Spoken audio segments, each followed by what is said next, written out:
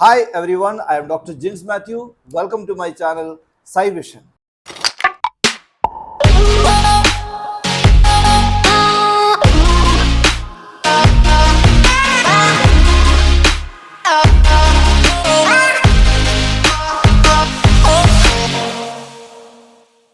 Today I have come with a topic classical conditioning. Classical conditioning and operant conditioning are two major core principles in psychology and psychiatry. This is actually a learning theory and it's an associative learning theory. Today we are going to deal with classical conditioning. In this video, I will be explaining every bit of classical conditioning, the theoretical part, and I will be giving you certain examples how it is applicable in our life and how it's applicable in animals when we are in training or when we try to understand animal behavior, and how it is applicable in behavior therapy. Often we find that our child has got this particular problem or that particular problem. A lot of complaints from schools and from outside on the society. And what are the behavioral issues?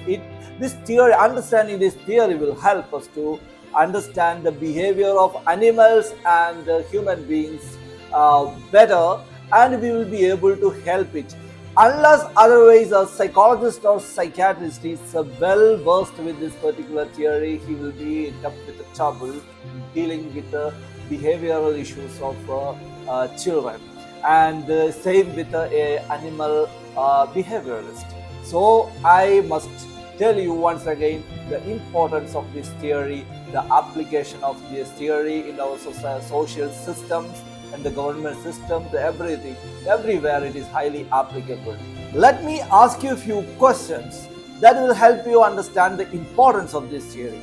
First, you have gone to a good baker's or a good restaurant and you wanted to purchase something or you wanted to eat something, and that was not available in that restaurant or baker, and you were unable to come out without having something because you found the atmosphere they are very comfortable, the aroma from different spices that instilled into your nostrils, and you got intoxicated, you wanted to have something, and that you ended up with purchasing something or having something eating. Okay, if you have ended up with this kind of experience anytime in your life, you must know what this theory is. If you are a pet owner, you might have noticed your pet gets excited and started barking, started speaking, in other words, by hearing the sound of your vehicle, whether it is a car or bike. The dog or the pet knows it, and the moment he hears the sound, he identifies you are coming and he gets excited. How it happens? If you are ended with this kind of experiences, then I would suggest you must know this theory thoroughly and you will be able to find an answer. Have you ever noticed that you had something to eat at somewhere around 10:30 and your hunger is almost quenched, and at around 12:30 or 1 o'clock, usual time for lunch, and you suddenly had a hunger, you wanted to eat something, and you know that you have already eaten something and your stomach is almost half filled, and there is no need actually for that hunger, but you feel hungry. Have you ever noticed it? Then you must know this theory. You will have an answer why it happens. If you have a pet, you might have noticed when you take food for your dog at a particular time. For example, if you are giving food, serving food to your pet somewhere around 8 o'clock in the morning, and the moment you start serving food which is not in the vicinity of the dog, or the dog gets the smell of it and the dog gets excited, or maybe by hearing the sound of that bowl, the dog gets excited, he is very active. Have you ever noticed it? If you have noticed it, you must know what this theory is and you will have an answer to it. Have you ever noticed you find uneasy with certain colors? you find uneasy with certain models of houses, or you find uneasy with certain places. If you have ever experienced this kind of things in your life, you must know what this theory is, and you will have an answer to it. Yes, I am coming to the theory part, and this theory is actually propagated by Ivan Pavlov, a Russian psychologist. Ivan Pavlov is not a man just got up on a fine morning and he wanted to contribute something to the field of psychology or psychiatry, and he came up with a particular theory. Of course, it is not that. What Ivan Pavlov did was he had a pet dog with him, and every day he used to feed the dog. And one day he noticed while he was serving the food for the puppy, not in the vicinity of the dog, he found the dog gets excited by the smell of that particular food, and the dog is very active and he is waiting for it.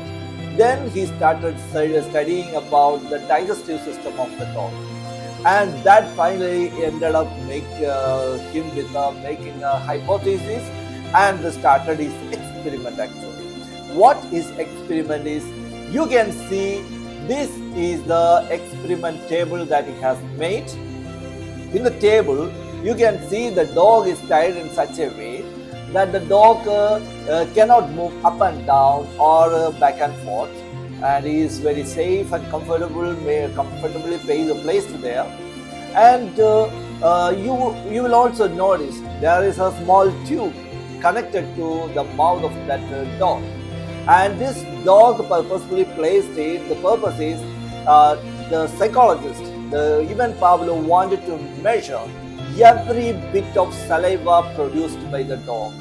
That is actually the experiment, because initially he noticed whenever the food was served for the dog, during the serving, he found the dog salivating more and more, and that's what finally ended up with this theory. So here he is going to measure every unit of saliva produced by the dog.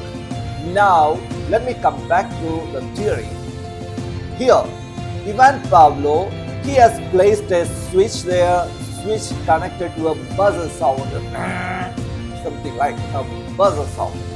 So initially what he did was he pressed the button, then the sound came. Dog had nothing to do with it. Initially every dog will look at it, or what is happening, where the sound is from. After 1 or 2 or 3 repetitions, the dog will not pay attention to, because it has nothing to do with the dog. So he repeatedly did this buzzer sound. Dog had no response, dog had no salivation, all this. The only thing he wanted to measure was salivation happening or not. And then the second stage of the experiment, what he did was he pressed the button, the buzzer sound was made. Soon after the buzzer sound, he placed a piece of meat. By the smell of the meat, by the sight of the meat, the dog started salivating, and he was able to measure every unit of the saliva that's produced by the dog, and it was given to the dog. Next time he pressed the buzzer, sounds came out, meat piece was introduced, dog got the smell, started salivating. Next day, buzzer sound, meat, dog salivating. Buzzer sound, meat, dog salivating. It continued on repetition.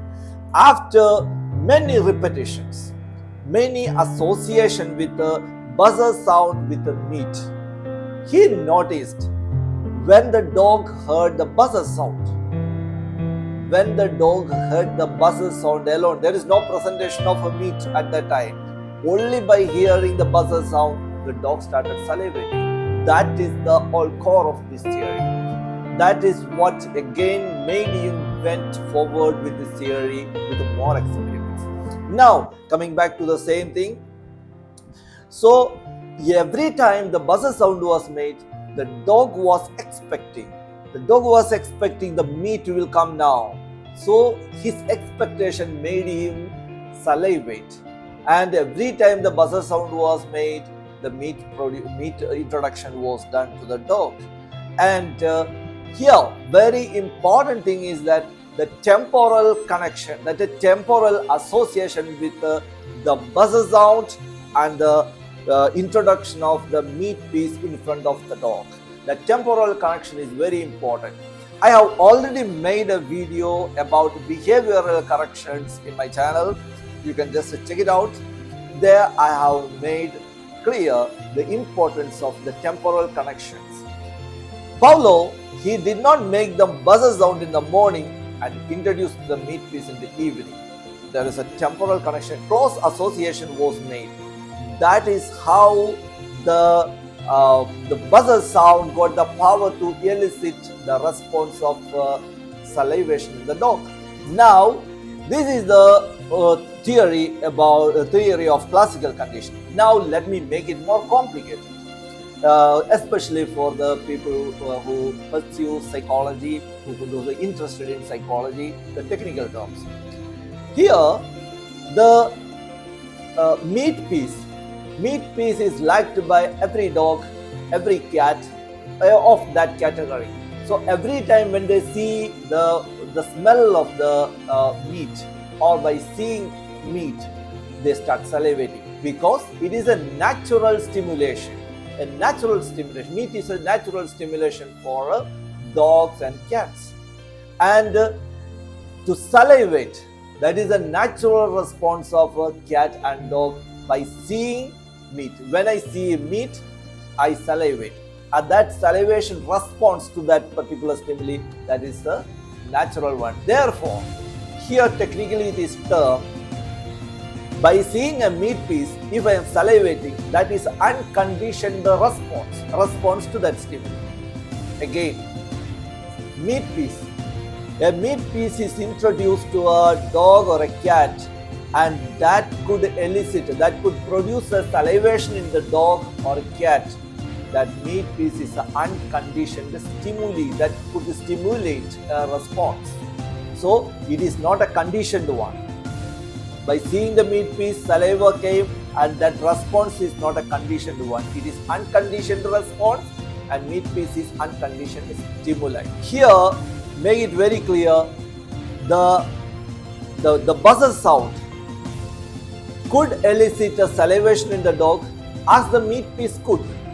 So here the buzzer sound was conditioned in such a way to become a stimuli that could elicit salivation response in the dog. Thereby, the buzzer sound here becomes the conditioned stimuli.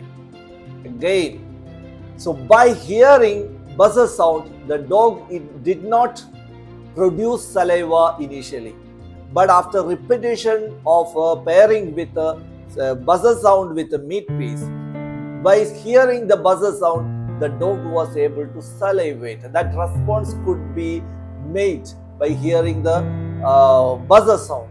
Therefore, by hearing the buzzer sound, the dog produced the saliva.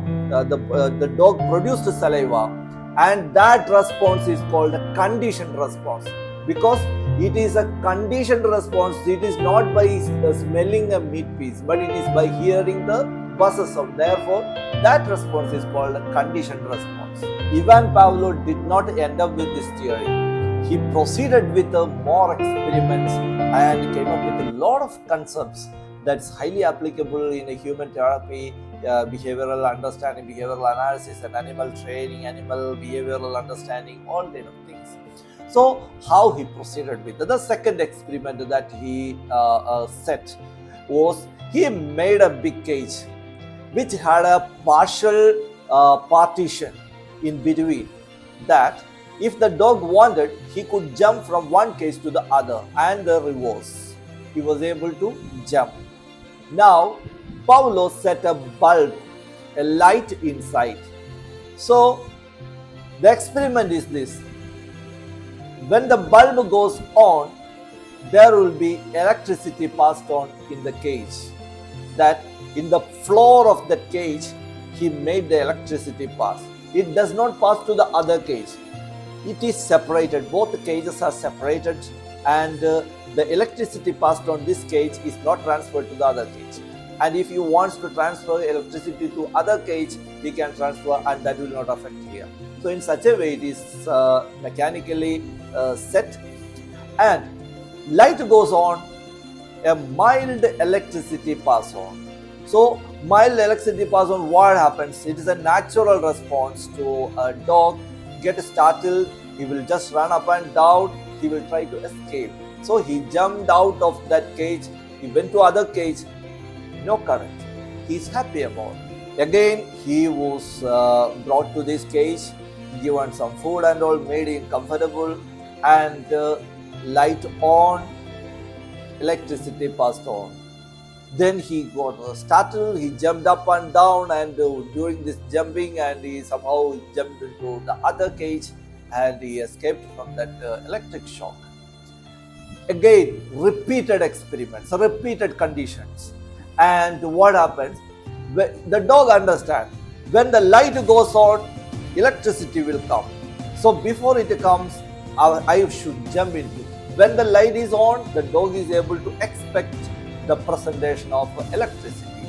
So when the light is on, the dog jumps into other cage, he is safe.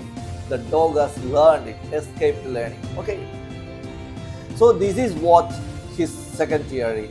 Again, he proceeded with this experiment. He made the bulb on again, light is on, the electricity passed on. He jumped to other cage, he is safe. Now he understands. He is not conditioned to a particular cage actually. He is not particular about that cage. So whenever the light is on, he must jump to the other side. That is how he was trained. So every time light is on, the dog jumps to the other. When the light is on, he jumps from there to here. So the dog learned how to escape from this electricity. Of course, I must make it very clear, it is not high voltage of current, because it will damage the dog, it will damage the animal health. And in the market, in the dog training, the animal training, e-collar is available. Now very many people talk very bad about the e-collar. It should not be used. It is electricity. What electricity? It is electronic stimulation, a mild kind of stimulation. If you are giving e-collar to a dog with a high power, that will damage your dog. The dog will go mad. He will not learn anything. His learning system gets closed, and he will not learn anything from that. So there are few people doing it, so it should be warned. But otherwise, if we are doing it in a mild stimulation, it helps the dog to learn better. So it is not that to ban electric collar, but it is to regulate the manufacturing and sale of electric collar with a minimal electric or electronic stimulation. And see, until the Pavlov was able to do this experiment, we will not be benefited now in our behavior therapy or behavioral analysis, whatever, in understanding human and animal behavior. All these things we are able to, the system, the social system outside, the government system, everything is made. In every system you will see the application of this particular theory. Its contribution to the world is highly appreciated, and we cannot think out of it. It's such an eminent theory. So it is all because of this experiment. So experiment should take place, and with respect to animals and with respect to human beings. So coming back to theory. So after completion of, he again went on with the different experiments. Okay, but his contribution to the field of psychology and psychiatry is very high. I already told you. So there are many concepts that evolved out of this theory. Acquisition is one of the theories. What is acquisition? Acquisition is a theory, the buzzer sound, which was not initially able to elicit a response, a salivation response in the dog. It acquired the ability to elicit a response in the dog. That is what acquisition. A neutral stimuli got the power to elicit a response in that dog. That's called acquisition. Then again comes extinction. a response, a natural response gets extinct after repeated presentation. And again, there are different types of conditioning, the concepts that has evolved out of this theory. The first one is the delayed conditioning, and the second comes that is backward conditioning, and the third one is simultaneous conditioning, and the fourth one is trace conditioning. We will be analyzing all these theories and the concepts separately in different videos, because if you are adding all these theories, all these concepts into one video, we will get confused about it and we will miss a lot many things. So I would prefer to make another different videos about each of these concepts with live examples, so that it is very clear for everyone to understand the concepts. It's only to understand the concept. Later, we will be doing lot many videos about the applicability about it, how it is applicable, how to understand the human behavior, how to modify a certain behavior that's learned, and all these things I have already told you. It's all association, a close association makes the learning. So how this closely associated learning has taken place, we will be able to understand. A person comes and we analyze a particular behavior, a maladaptive behavior or an adaptive behavior, and we understand how it might have been learned. All these behaviors are learned because once we are born, the day we are born, we have not learned all these kind of things. We have gradually developed all these kind of behaviors. So we will get an idea how this behavior might have been learned. So it helps us, it helps our family, it helps our pets, it helps our profession, the interpersonal relationship. All these things will be helped. And now I am going to show a video in which I am going to show a Doberman puppy under training, and I will mention where the classical conditioning is applied. So you will understand by seeing the video how classical conditioning works and what the result it is. So you will get a more idea about it. But it is not just by hearing lectures, but just by seeing actually what is happening, we get more idea about it.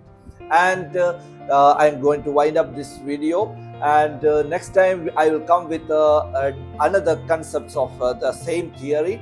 And I would recommend, if you have not subscribed to this channel, I would recommend please subscribe, and please like it, share it, so that it will reach to everybody.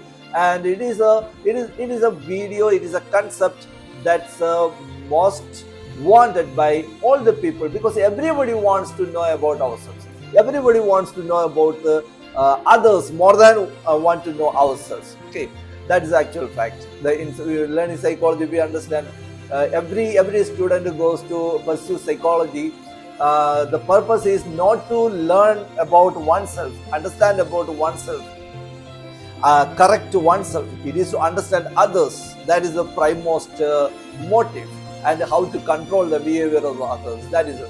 So let it reach everybody, and that will be a appreciation for me. And stay tuned. We will see you next time. Bye bye.